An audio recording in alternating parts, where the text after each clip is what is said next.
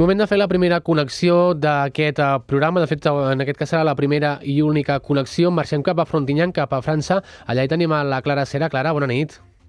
Bona nit. Aquest dimarts vosaltres teníeu noves mesures de desconfinament del país que s'aplicaran aquest dissabte. Quan jo dic això, especifico que vosaltres heu estat confinats a una idea més semblant del confinament que van viure tots plegats al mes de març, que no pas el que s'ha viscut aquí a l'estat espanyol. Sí, teòricament, aquesta és la teoria, estem confinats des de finals d'octubre, però la realitat és una mica diferent. És a dir, la sensació de confinament no és la mateixa que hi va haver durant el primer confinament. Hi ha sensació de molta més llibertat, les escoles estan obertes, la gent va a treballar, veu gent pel carrer, surts al carrer, llavors realment és un confinament diferent. Què és el que va anunciar el president de la República aquest dimarts? Doncs Macron va dir que aquest confinament que va començar a finals d'octubre ha donat els seus fruits, que les dades són més positives, que s'han passat d'uns 60.000 casos diaris de coronavirus a 20.000, que encara són casos importants, però bé, hi ha hagut aquest canvi, i també que hem passat el pic de la segona onada i, per tant, comencen nous canvis a partir d'aquest dissabte.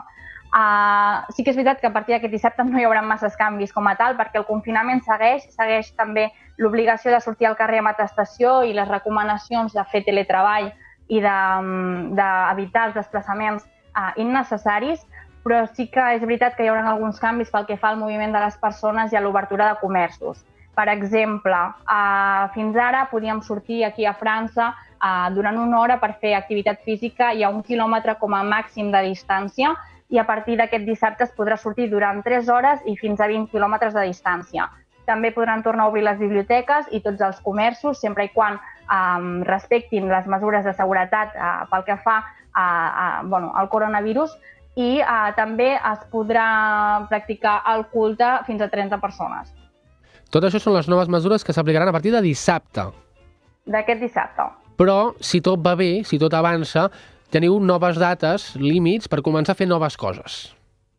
Correcte. Si tot va bé, a partir del 15 de desembre començarà una segona fase de desconfinament, per dir-ho d'alguna manera, i en aquesta segona fase, de fet, el confinament acabarà, però s'instaurarà un toc de queda de 9 del vespre a 7 del matí, excepte, però, els dies festius de Nadal, en què es deixarà llibertat de moviment, però, evidentment, estarà prohibit l'agrupament de persones a l'aire lliure. Durant aquesta segona fase també s'obriran els teatres, els museus i els cinemes. I després... Això és a mitjans de desembre, però hi ha més coses. Aneu pràcticament fins Nadal. Sí, i passat Nadal, de fet, perquè la tercera fase no arribarà fins al 20 de gener, i en aquesta última fase, diguéssim, de desconfinament s'acabarà el toc de queda, si tot va bé, i els bars, els restaurants i els gimnasos tindran el dret d'obrir. Abans no podran fer-ho, però sí que és veritat que m'agradaria matisar que no tenim el dret d'anar a menjar a un restaurant, però la majoria d'ells estan oberts i pots agafar el menjar i menjar-lo a casa.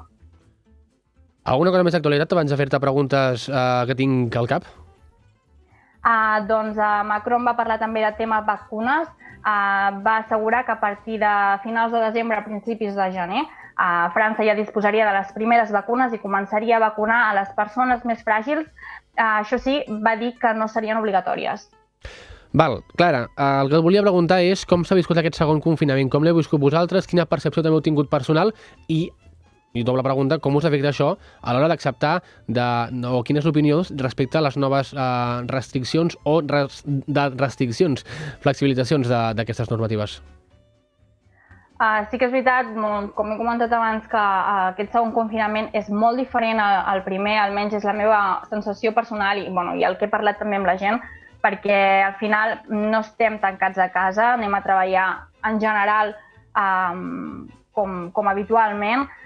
Sí que és veritat que jo també he vist a algunes ciutats botigues que estaven obertes, encara que tu no podies entrar, però tenien com un servei de drive, que li diuen, que és que tu podies comprar des de fora. Llavors, realment la situació ha sigut molt diferent. Clara, alguna cosa més des de Frontignan, des de França? Seria tot, jo crec. Gràcies per ser-hi. A vosaltres. Bona nit. Bona nit.